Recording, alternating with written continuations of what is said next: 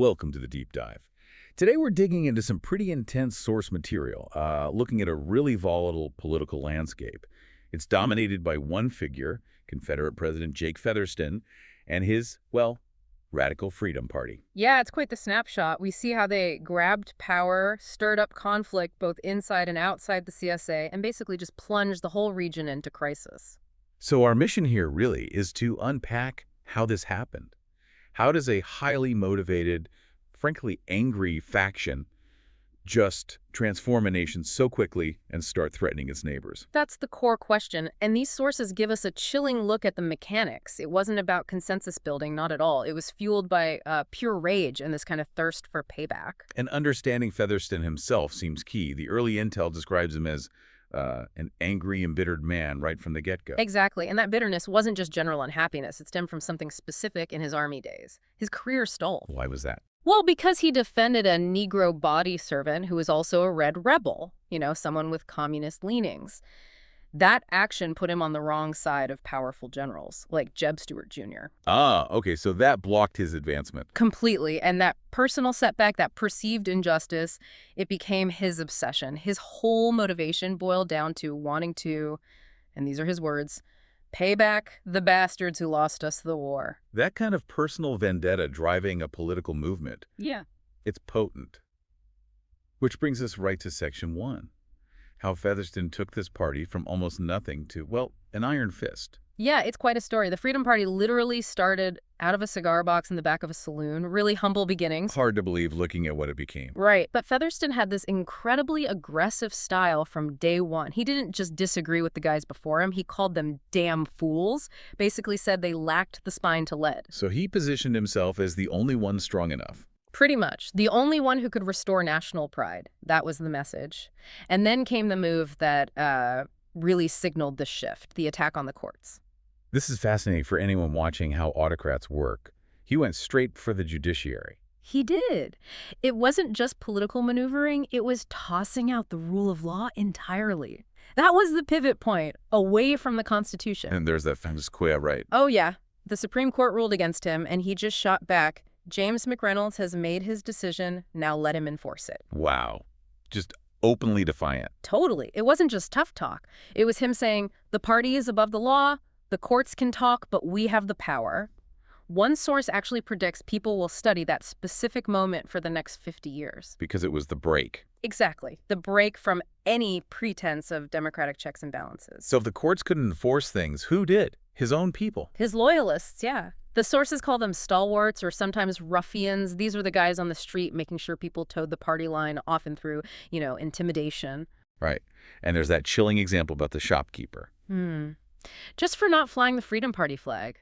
These ruffians were apparently getting ready to beat him up. And the justification for that kind of thuggery. It was just normalized. The attitude was basically, can't make an omelet without breaking eggs. That says it all, really.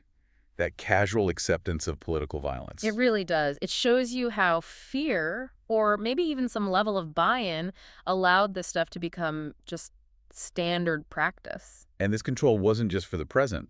They had plans for the future, focusing on the kids. Oh, definitely.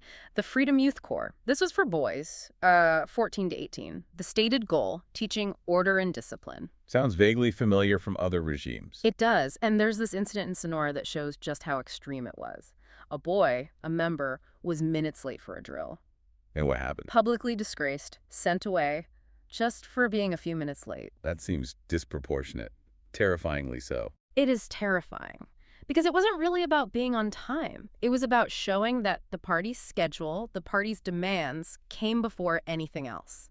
Your personal life, your family, your own thoughts.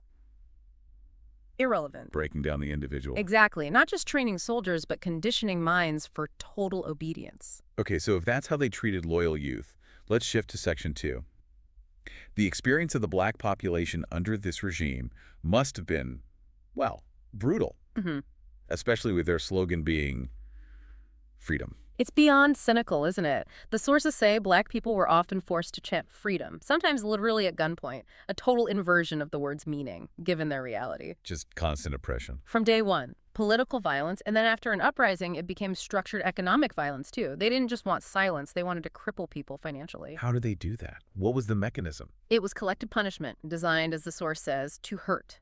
A mandatory $20 fine on all colored folks. $20. What did that mean back then? That was a lot. For many workers, that could be a week's pay, maybe even in 2 weeks. And the really insidious part, employers were forced to deduct it directly from the next paycheck. So businesses became tools of the state's repression. Exactly. Featherston used the existing economy to enforce political persecution. It hit hard and fast, punishing whole communities instantly. That level of pressure. Yeah. It must have created unbelievable desperation. How did people even survive? People found ways. We see one example, Scipio, a black man in Augusta. He mentions sometimes using educated white man's English to try and navigate encounters with officials, de-escalate things. The survival tactic. Yeah, but a temporary one against the bigger system Featherston was building. And Featherston's other policies were actually making things worse on the ground. How so? He was pushing for new farm machinery. Modernization, right. But the immediate effect was displacing huge numbers of black farm workers. So they lost their jobs and flooded the cities. Precisely. Which meant more competition for fewer jobs, more crowded housing. Scipio noted he wasn't just afraid of white officials, but also of the desperate, displaced black people competing for survival alongside him. It was a pressure cooker. A pressure cooker inside the country, which then inevitably started spilling over the borders. Let's move to Section 3. The contested territories. The U.S.-occupied zones like Houston and Kentucky. Right, and instability wasn't just a side effect there, it was the main feature. Houston especially was described as downright insurrectionary. Lots of anti-U.S. feeling. Visceral, graffiti everywhere, leave us alone, CSA, and yes, there it is again, freedom. The U.S. military was constantly putting down riots. And there's that quote from Colonel Morrell. Yeah, about the counterproductiveness of it all. He said the military's actions often just created devastation. They make a desert, and they call it peace. Classic line about occupation. And the U.S. used heavy equipment, these things called barrels. That's the term in the sources, yeah. A kind of crude contemporary word for early tanks or armored vehicles. They used them to crush riots. Which led to a weird kind of training situation. A terrible paradox. Yeah. U.S. troops got valuable urban combat experience, sure, but they were also inadvertently teaching the Confederate insurgents how to fight against armored vehicles. The occupation wasn't stabilizing anything. It was just a live fire drill for the next war. And this wasn't just a CSA border issue. The U.S. faced similar resistance up north in occupied Canada after the Great War. Absolutely. Any hope the U.S. had for reconciliation in Canada was called naive and forlorn. The resistance ran deep.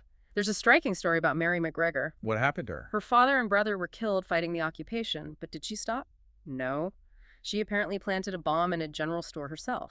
It shows how personal and persistent that resistance was. It's interesting how the sources draw parallels between these different situations, these targeted groups. Yeah, Colonel Dowling made a really grim connection. He saw the Mormons in Utah feeling persecuted within the U.S., and he linked it directly. He said, basically, people overseas use Jews as whipping boys, the Confederates used their Negro population, and the U.S. used the Mormons. So scapegoating is a universal political tool, regardless of the flag. That's the insight, yeah. Suppressing a minority, a political target, it's depressingly common playbook for regimes trying to consolidate power or distract from other issues. Okay, so Featherston has lockdown control internally. There's chaos on the borders. He must have felt his moment was coming.